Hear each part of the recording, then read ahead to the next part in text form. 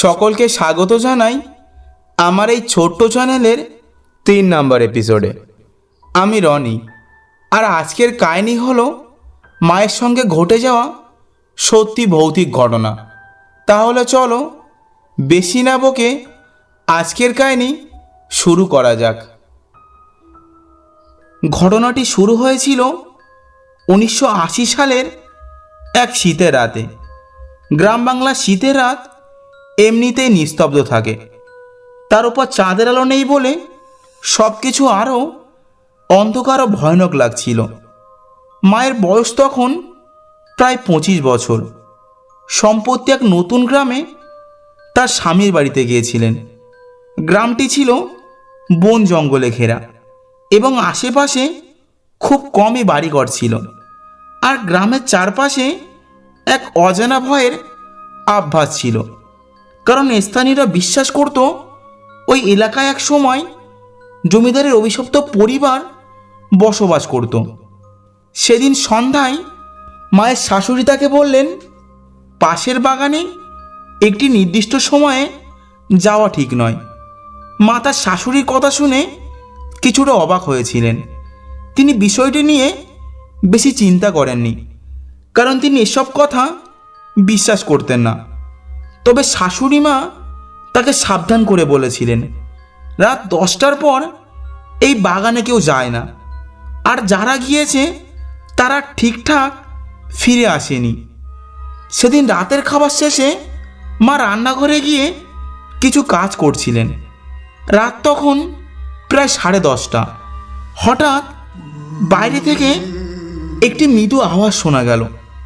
আওয়াজটি ছিল কারো গুনগুন করার মতো। মা প্রথমে ভেবেছিলেন হয়তো গ্রামের কোনো মানুষ পথ দিয়ে যাচ্ছে, কিন্তু শব্দটি ক্রমশ বাড়তে লাগলো এবং মনে হচ্ছিল এটি ঘরের চারপাশে ঘুরছে। মা কিছুক্ষণ দাঁড়িয়ে শুনতে লাগলেন, আর কণ্ঠস্বরটি যেন আরও পরিষ্কার হতে শুরু করলো। গানের সুরটি ছিল করুণ এবং মন কাঁদানো। মনে হচ্ছিল যেন কেউ তার দুঃখের কথা প্রকাশ করছে। মা সাহস করে জানালার পাশে গিয়ে উঁকি দিল, কিন্তু কিছুই দেখা গেল না। চারপাশে শুধু ঘন অন্ধকার আর ঝোপঝাড়। রাতে মা শোয়ার ঘরে গিয়ে শুয়ে পড়লেন। তিনি তখনও সেই সুরের কথা ভাবছিলেন। হঠাৎ রাত প্রায় 2টার দিকে তার ঘুম ভেঙে গেল। তিনি অনুভব করলেন ঘরের মধ্যে যেন কেউ আছে।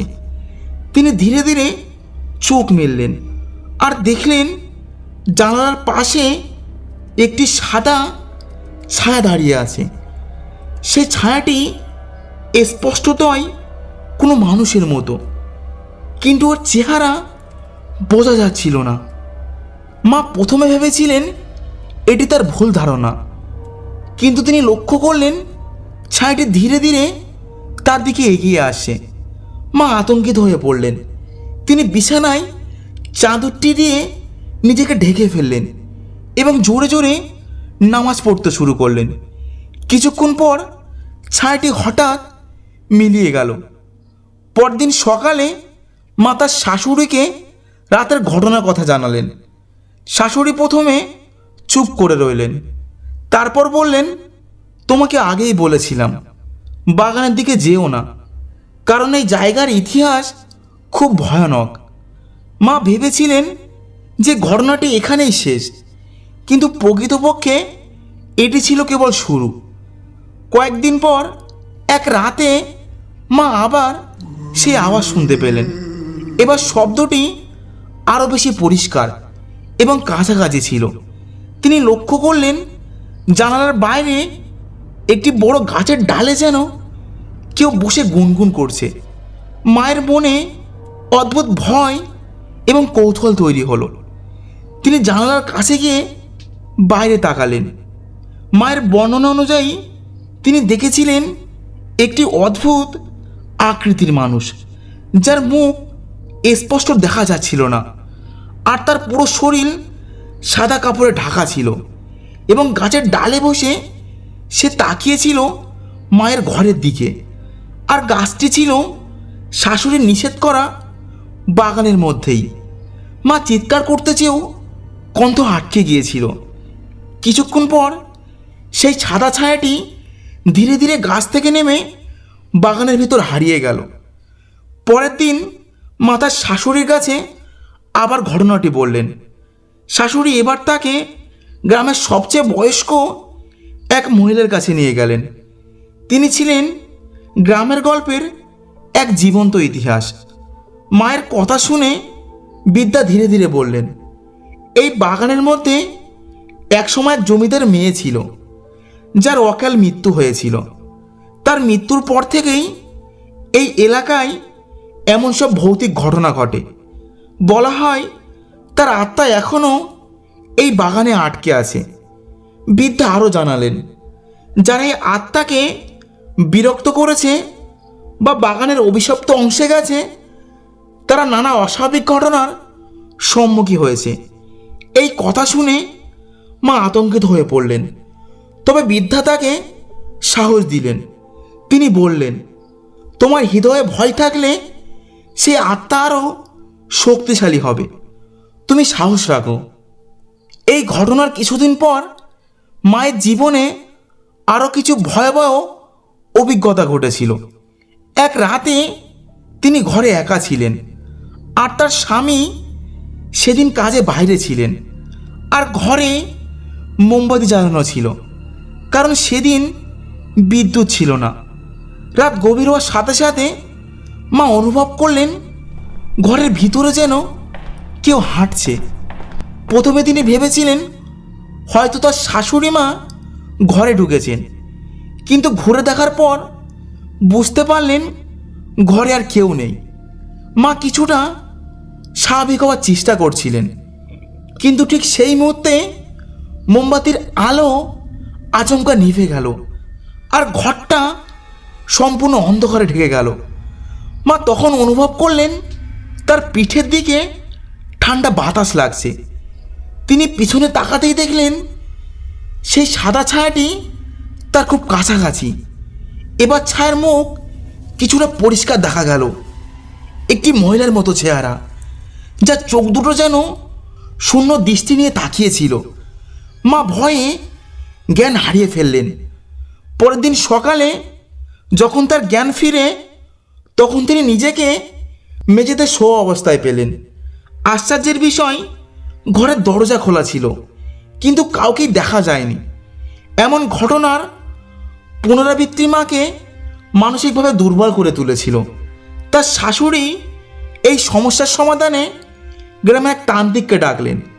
তান্ত্রিক গ্রামে এসে প্রথমেই বাগানটি পরিদর্শন করলেন। এরপর বাগানে গিয়ে তিনি এক জায়গায় বসে ধ্যান করতে শুরু করলেন। কিছুক্ষণ পর তিনি মাকে ডেকে বললেন, তুমি খুব সাহসী, তবে এই আত্মা তোমাকে কিছু বলতে চায়। মা কিছুটা বিস্মিত হয়ে জিজ্ঞেস করলেন, কি বলতে চাই? তান্ত্রিক বললেন, তুমি তার পিছু নিয়েছিলে, তাই সে তোমাকে তার গল্প শোনাতে চাই।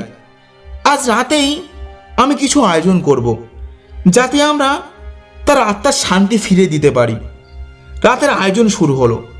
তান্ত্রিক একটি পবিত্র মন্ত্র পাঠ করতে থাকলেন। কিছুক্ষণের মধ্যেই বাতাস ভারী হয়ে উঠল, এবং হঠাৎ মায়ের সামনে সেই সাদা ছায়াটি আবার উপস্থিত হলো। তবে এবার ছায়াটি স্থির ছিল এবং কথা বলতে শুরু করলো। ছায়াটি বলল, তার নাম ছিল রূপা। সে ছিল জমিদারের কন্যা, যাকে অল্প বয়সে এক নিষ্ঠুর ব্যক্তির সঙ্গে বিয়ে দেওয়া হয়েছিল। অত্যাচার সইতে না পেরে একদিন সেই বাগানে এসে আত্মহত্যা করে, আর তার আত্মা এতদিন এই বাগানে আটকে ছিল, কারণ সে চায় তার গল্প কেউ জানুক। তান্ত্রিক বিশেষ প্রার্থনা এবং কিছু আচার অনুষ্ঠানের মাধ্যমে রূপার আত্মার মুক্তি ঘটালেন। তিনি বললেন, এখন তার আত্মা শান্তি পেয়েছে, আর সে কখনো তোমাকে বিরক্ত করবে না। তবে এই বাগানটি এখনো অভিশপ্ত, এখানে আর কখনো যাবার চেষ্টা করো না। সেই ঘটনার পর থেকে মা আর কখনো কোনো ভৌতিক অভিজ্ঞতার সম্মুখী হয়নি, তবে এই ঘটনাটি তার মনে গভীর প্রভাব ফেলেছিল। তিনি বিশ্বাস করেন কিছু আত্মা পৃথিবীতে থেকে যায় তাদের অপূর্ণ ইচ্ছার জন্য। আজকের কাহিনী এই পর্যন্তই। যদি কাহিনীটি ভালো লাগে তাহলে অবশ্যই লাইক করে কমেন্টে জানান, আর আমাদের চ্যানেলটা সাবস্ক্রাইব করতে মোটেও ভুলবেন না। ধন্যবাদ।